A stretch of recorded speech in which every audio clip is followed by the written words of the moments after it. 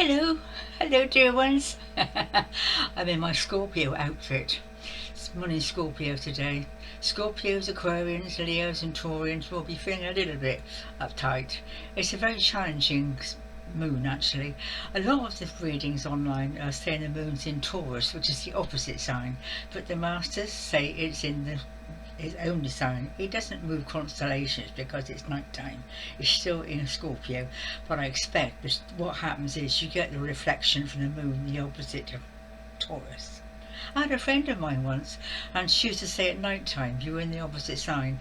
No, I'm not sure. You have to think it out for yourself. But it is a new moon in Scorpio today, so I am going through a lot. I expect you all are bringing up very deep stuff. It's ruled by Pluto, the planet of the underworld. Hence, I've got my black on. But it's also a death thing. A death, not, I don't mean the personal death, a death of things, letting go, people you remember. I seem to have an awful lot to do with death in my life. I don't know why that is. Well, I am very Plutonian, I guess. I do deal with the underworld quite a lot. But anyway, I was going to do another video on the next house move, but this has come up, so I feel it's more appropriate to talk about the moon and some of the events. Do a little bit of a recap, really. I did actually get to move again. Into a more disastrous place. Well, not more, but it's different. Of course, everything's different. But so this is kind of a bit of a recap. When I was at the lodge, and my father died, and it was difficult because he was in Bristol and I was a long way from him. I had been to see him and done my realistic bits, helped him sort of with the Egyptian rituals. Oh bless! It was actually, it wasn't just, it was sad, but I've got a very unusual way of looking at things. I lie on the next bed to him, I could hear him breathing, and I heard his last breath almost.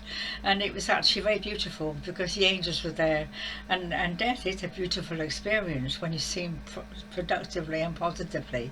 Not always, I don't mean it's productive for the person concerned necessarily, but it's just another episode in life, isn't it? So I'd had that to deal with, and I'd got back home and there was nobody there. And I went through a very difficult time because there were a lot of challenging aspects about money, you could imagine. My brother-in-law, he rang me up one day and he was so unpleasant. I actually crashed and I had a breakdown. Well, it wasn't just him, it was the whole situation and being in this new place and breakdown. I wanted to talk about the breakdown because I think people should know about them. There's not really, there are different levels of it. It's hard to know what a breakdown is really, but I was definitely not well.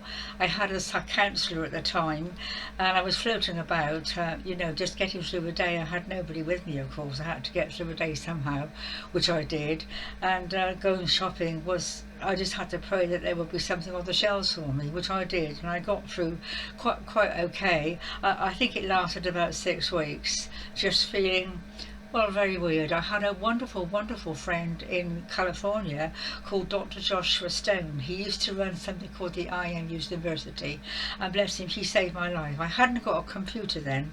I had got a word processor, and I used to write to him at the IM University, and he's a teacher, clergyman, I believe is what I'm preacher at the time, whatever you call it. I've got my words all mixed up today. I'm in 2 pains. And he used to, bless his heart, I can't describe the feeling. This is love. I'd never met him. I'd seen him at Wessac, and he used to write to me handwritten letters. Handwritten. That takes time. I know how long that. 2 or 3 pages of handwritten, reassuring, lovely letters. And I used to look forward to the American stamp that used to come through the letterbox, and it was like saved my life. He was an absolute gem. He's not allowed now. Actually, he took his own life, which is very odd. But he's not here now. So he got me through a very difficult time. We always get through. We always get through. I want to reassure you on that. Even if you're totally and utterly on your own, there's always something, an animal, a bird. There's always somebody there for you. And of course we have all our invisible help, but I always miss somebody on this plane. It had to be a challenge of mine to be totally on my own. I know what it is now, which I'll tell you about one day. But anyway, so I had this breakdown at the lodge, and eventually I must have got better because I eventually moved to the cottage, as you know. Let's just make sure I finish that lodge bit because that was important, I think. Talk about the death of my dad, yeah, and it was It's difficult. I mean, just now, or this day, this new moon, I'm going through it all again. Stuff's coming up, and grieving and being sad and stuff. So it never really goes away, does it? But I think it's just we just have to go through it, because the Palladians say, and I do know this is true, that we have to go through our emotional bodies in order to get to our spiritual selves. It's a journey, and so many teachings, especially the old-fashioned ones, deny emotion. You mustn't feel, you mustn't. Well, we do have to. We have to get into these emotions and sort them out in order to travel further on. So I eventually did move to the to the stone cottage. I did get there eventually, and more adventures awaited, as you know. And it was just then, of course, not long after that, mother had died as well. So they were quite close together, really. Which often the older people they are, one goes, the other one doesn't wait long, because they can't live without each other, really. So then I was in the cottage, just having moved in, and been told that mother had just died, as you know. So things were sort of hotting up. And I did actually get to the West South Festival in California at that time. I don't know how I managed it, driving to the airport. I think I paid someone to take me, actually. But I remember, I'm thinking now, a lovely horse. This is very sort of really irrelevant, but it's important in a way, because it showed me that really it's a kind of trust that animals do have. I love animals, and I've got a horse is a power animal. I expect you know about power animals. We've all got power. I think there are 7 power animals with us. Birds, could be birds or insects or animals that are with us as guides and teachers. This is an Indian tradition, but I'll mention it anyway, because we all have, we have 2 main ones. I have a horse, and I have a snake. Transformation, and boy do I need it. So a knock came on my door one evening. This young girl, she said, "Can you come and help me? My horse has been wounded." Now I was getting on then. Now why do I say that? I don't have to. Now I think I remember her saying that she called me little old lady, and that was some years ago. So I grabbed the green tea towel and went into the stables next door, and there was this beautiful hunter. Oh, he was beautiful, and his foreleg was all, he'd cut it. It wasn't broken, but it was cut quite badly, and I got down on my knees. I can remember it. I mean, to get that close to a horse, you asked me for trouble, really. And I got down on my knees and put this tea towel around his leg, and the darling didn't move. He didn't move, and I knew that he knew that I had this power animal with me, and I was very familiar with horses.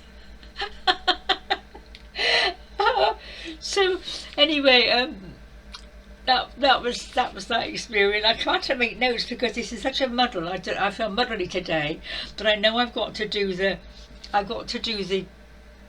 video, because the energies, you see. When your hair gets like this, my hair's a mess. I couldn't do a thing with it. I've been cutting bits off.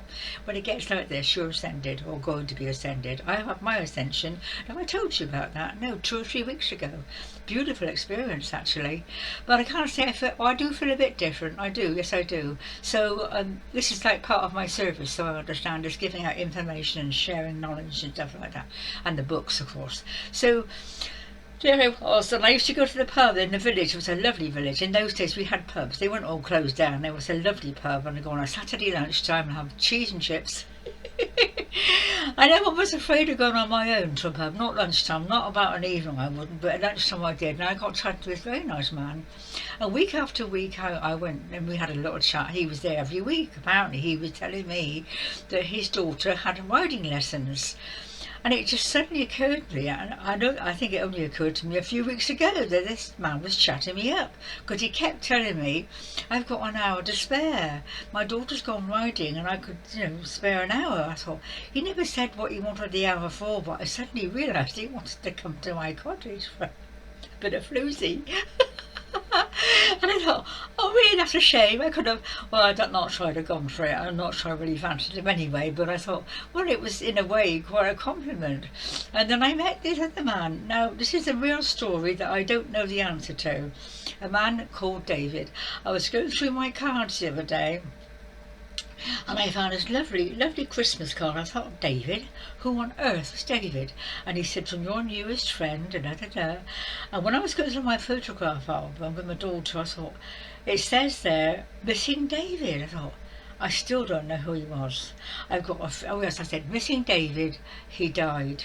He died at Christmas, and he sent this beautiful card. I got it out on the shelf now, and I'm not sure I dare. I'm not sure at the moment I dare go down the road of finding out who he is. I'm sure a medium would know, and I might find out in meditation, I don't know, but it was obviously somebody I was very, very fond of, a new friend, and I think it was so awful for me to lose him after losing my mum and dad, of course, that I just shut it off. It's in there somewhere. I think I'm afraid to resurrect it because I don't quite know what is going to happen, and I'll have to have a cry over that as well. So he's obviously around somewhere, but I don't know, and it was very sad because I needed a man friend, obviously, but then he died on me. Mum did, and Dad did, and everybody else does. So I was stuck in this cottage looking after horses and cheese and chips in a pub. Oh dear. And then I think I moved. I'm not quite sure. There is so much, but I can't go into it all, obviously. It's just it's being selective, isn't it, and deciding, what you can fit in and what you can't. So I managed to get out of the cottage. There's a lot of things happened there. A lot of travelling. I began to meet peculiar people. I've always met peculiar people, and I know why that is as well. Well, I'm peculiar. We're all peculiar. You know what I mean? Why did I meet him? And I've only recently realised that my son in my birth chart is in the 12th house. That's the hidden, and it's to do with insanity and hospitals. And I thought, yes, I'm always meeting people that they come to me for guidance or help, strangers even, and they're always a little bit short of a shilling, as they say. Very nice people, but you can always tell they're not quite. That's something else I've been looking at recently. So this moon in Scorpio is bringing up a lot of unanswered questions. I expect you'll find in the same. Depends where it is in your birth chart. Mine's in the 6th, which is to do with service and health and so forth. So it's a very powerful time. Anyway, eventually I think I saw not this place, called Paddock Cottage in Laos. Laos, a nice town actually, a bit further away from Newark, about 25 miles away, but going further north again. And I found this in the paper, I think it was, or was it in the paper? I can't remember. Anyway, it was a farm cottage. There's 2 of them side by side, little farm cottages, and I loved it straight away. I thought, that's it. Had 2 bedrooms, so it was fairly big. Nice little garden, big kitchen, central heating with the nice storage heaters, but also an open fire. So I was looking forward to moving in, and I could see there was someone going to be moving in next door. I didn't know who it was at the time, but once I got there I found out it was a very handsome man. Well, he seemed handsome at the time, but to put it that way, more on that later. Anyway, we got chatting, and he was in his 70s and I was in my 60s then, so we got on together quite well, really.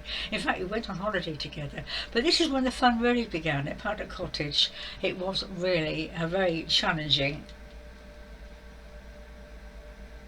I have to go, very challenging time. And it was an exciting time because he lived next door, and we did get together sexually.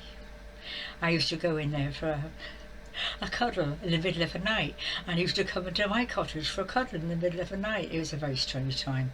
I look back on it, well, I will go into this more next time. But initially, well, we were friends, we got on really well, and yeah, it was quite a challenging time, but obviously a soul awakening time.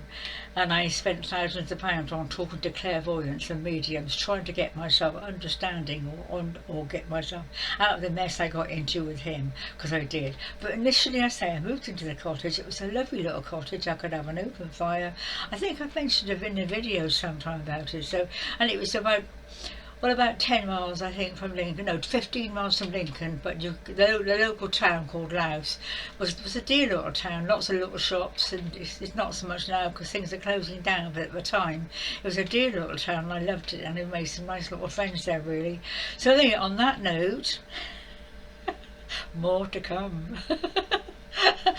Anyway, keep on, don't be afraid to go in there with your feelings. I mean, some of them are pretty powerful, aren't they? But we have to check them out. And there's always somebody with you, watching over you and helping you. You're never on your own. I know I say that a lot, but inwardly we're not on our own. Maybe there's nobody here to give a cuddle to or to hold my hand or make a cup of tea, but I do know that inwardly I'm having a lot, as Sir Black would say, a lot of help.